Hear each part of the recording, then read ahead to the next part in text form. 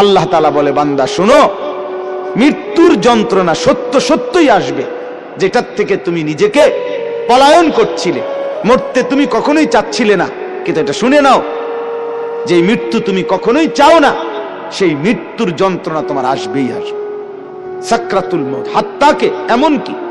আল্লাহর নবী সাল্লাল্লাহু আলাইহি সাল্লাম পর্যন্ত ইন্তেকালের পূর্বে নবীজি হাদিসে স্পষ্ট আছে, আম্মা জান আয়েশা বলছেন, নবীজি সাল্লাল্লাহু আলাইহি সাল্লাম একটা বাটির মধ্যে পানি দিছে, আর নিজের পবিত্র ডান হাত মোবারক দিয়ে হাত দিয়া এই বাটির পানির মধ্যে চুবাইতেছিলেন, আর কপালের ঘাম মুছতেছিলেন নবীজি, আর বলতেছিলেন, লা ইলাহা ইল্লাল্লাহ ইন্না লিল মাউতি সাকারাত, আল্লাহ আপনি ছাড়া আর কোনো ইলাহ নাই, আহা মৃত্যুর তো বড়ই যন্ত্রণা।